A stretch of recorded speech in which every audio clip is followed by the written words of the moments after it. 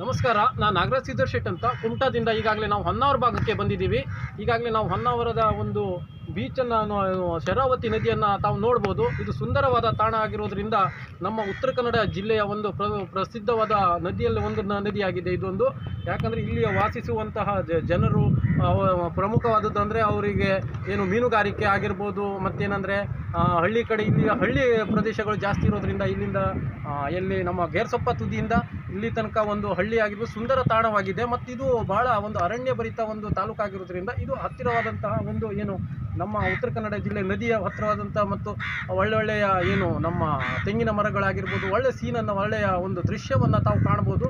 ಹೆಚ್ಚಿನದಾಗಿ ಟೂರಿಸ್ಟ್ ಏನು ಪ್ರವಾಸಿಗರು ಈ ಒಂದು ನದಿಯ ಒಂದು ಇದನ್ನು ಸವಿಯಬಹುದು. ಮತ್ತೇನೆಂದರೆ ಮತ್ತು ಹತ್ತಿರವಾಗಿ ಏನು ನಮ್ಮ ಈಗಾಗಲೇ ಮಳೆಗಾಲದ ಸಮಯದಲ್ಲಿ ಇಲ್ಲಿಯ ಒಂದು ಜನಜೀವನ ಸ್ವಲ್ಪ ಮಟ್ಟಿಗೆ ಕಷ್ಟಕರ ಆಗಿರ್ತದೆ. ಯಾಕಂದರೆ ಇಲ್ಲಿ ಫ್ಲಡ್ ಬರ್ಬೋದು.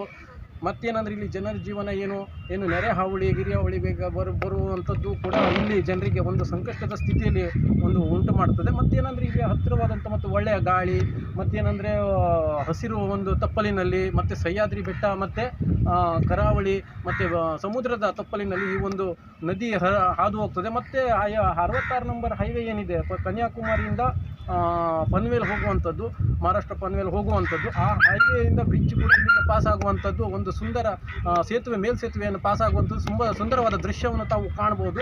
ಈ ಒಂದು ಶರಾವತಿ ನದಿ ಹೊನ್ನಾವರ ತಾಲೂಕಿನಲ್ಲಿ ಬರ್ತದೆ, ಉತ್ತರ ಕನ್ನಡ ಜಿಲ್ಲೆ ಹೊನ್ನಾವರ ತಾಲೂಕಿನಲ್ಲಿ ಬರ್ತದೆ. ಇದೊಂದು ಉದ್ದನೆಯ ನದಿ ಮತ್ತು ಉದ್ದನೆಯ ಒಂದು ಸೇತುವೆ ಇರುವುದು ಕೂಡ ಭಾಳ ಸುಂದರವಾದ ರಮಣೀಯ ತಾಣವಾಗಿದ್ದು, ಇದು ಒಂದು ನೋಡೋದಕ್ಕೆ ಹೆಚ್ಚಿನದಾಗಿ ಪ್ರವಾಸಿಗರು ಈ ಒಂದು ನದಿಯ ಒಂದು ಸೊಬಗನ್ನು ತಾವು ನೋಡಿ ಸವಿಯಬೇಕು. ಯಾಕಂದರೆ ರಾಜ್ಯ ವ್ಯಾಪ್ತಿಯಲ್ಲಿ ಆಗಿರ್ಬೋದು, ದೇಶ ವ್ಯಾಪ್ತಿಯಲ್ಲಿ ಒಂದು ಉತ್ತಮ ಒಂದು ನಮ್ಮ ಉತ್ತರ ಕನ್ನಡ ಜಿಲ್ಲೆಯ ಒಂದು ಹೆಸರುವಾಸಿಯಾದಂಥ ಈ ನದಿ ನಮ್ಮದು ಈಗಾಗಲೇ ಹಲವರಿಗೆ ಜೀವನಾಡಿಯಾಗಿಯೂ ಕೂಡ ಒಂದು ಕೆಲಸವನ್ನು ಮಾಡ್ತಾ ಇದೆ. ಆ ಒಂದು ನಿಟ್ಟಿನಲ್ಲಿ ನಮ್ಮ ಗೇರ್ಸೊಪ್ಪ ತುದಿಯಿಂದ ಹಿಡಿದು ನಮ್ಮ ಸಮುದ್ರ ಭಾಗದ ತನಕ ಇದೊಂದು ಜೀವನಾಡಿ ನದಿಯಾಗಿದ್ದು ಹೆಚ್ಚಿನದಾಗಿ ಜನ ಇಲ್ಲೆಲ್ಲ ವಾಸ ಮಾಡೋದ್ರಿಂದ ಈ ಮೀನುಗಾರಿಕೆಯನ್ನು ಪ್ರಮುಖವಾಗಿ ಮಾಡ್ಕೊಂಡಿದ್ದಾರೆ. ಮತ್ತು ನಮ್ಮ ಹಳ್ಳಿ ಕಡೆಗೇನು ಗೇರ್ಸೊಪ್ಪದಿಂದ ನಮ್ಮ ಗುಂಡ್ಬಾಳ ಮುಟ್ಟ ಯಾವುದೋ ಒಂದು ಗುಂಡ್ಬಾಳ ಅಲ್ಲಿಂದ ಪಾಸಾಗಿ ಬರ್ತದೆ, ಇದು ಬೈಪಾಸ್ ಆಗಿ ಬರ್ತದೆ.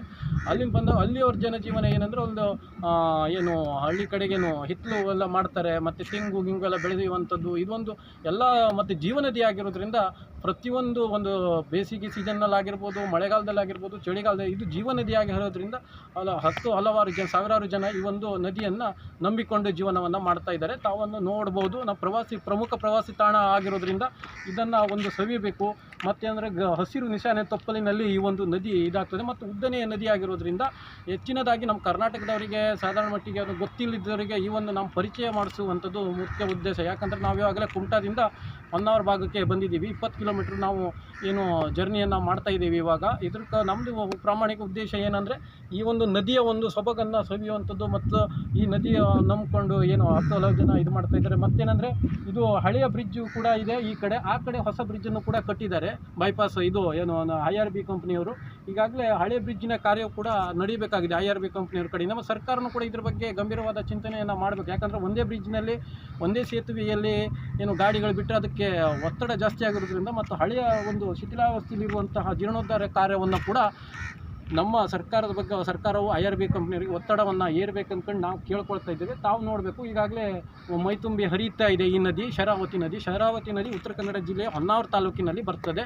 ಈ ಹೊನ್ನಾವರ ತಾಲೂಕಿನಲ್ಲಿ ಬರುವಂಥದ್ದು ಈ ಕಡೆ ನಮ್ಮದು ಈ ಬಾರ್ಡ್ರ್ ಆಗಿರೋದ್ರಿಂದ ಈ ನದಿ ಒಂದು ಬಾರ್ಡ್ರ್ ಆಗಿರ್ತದೆ. ಯಾಕಂದರೆ ಆ ಕಡೆ ನಮ್ಮ ಭಟ್ಕಳ ಹೊನ್ನಾವರ ಕ್ಷೇತ್ರವಾಗಿರ್ತದೆ, ಈ ಕಡೆ ನಮ್ಮ ಕುಮಟಾ ಹೊನ್ನಾವರ ಕ್ಷೇತ್ರವಾಗಿರ್ತದೆ. ಇದು ಕ್ಷೇತ್ರದ ವಿಭಜನೆಯಲ್ಲಿ ಪ್ರಮುಖ ಪಾತ್ರವನ್ನು ವಹಿಸ್ತದೆ ಇದು. ಮತ್ತು ಆ ಕಡೆ ನಮ್ಮ ಗಂಗಾವಳಿ ನದಿಯೂ ಕೂಡ ಕುಮಟಾ ಹೊನ್ನಾವರ ಮತ್ತು ಕಾರವಾರ ಅಂಕೋಲ ಕ್ಷೇತ್ರವಾರ ಇದರಲ್ಲಿ ಪ್ರಮುಖ ಪಾತ್ರವನ್ನು ನದಿಗಳೇ ವಹಿಸ್ತವೆ. ಆ ಒಂದು ನಿಟ್ಟಿನಲ್ಲಿ ಈ ಒಂದು ನದಿ ಸುಂದರವಾದ ತಾಣವಾಗಿರೋದ್ರಿಂದ ಹೆಚ್ಚಿನದಾಗಿ ಪ್ರವಾಸಿಗರು ಇದ್ರ ಬಗ್ಗೆ ಬಂದು ಇದು ಮಾಡಬೇಕು ನಾವು ಕೇಳ್ಕೊಳ್ತೇವೆ.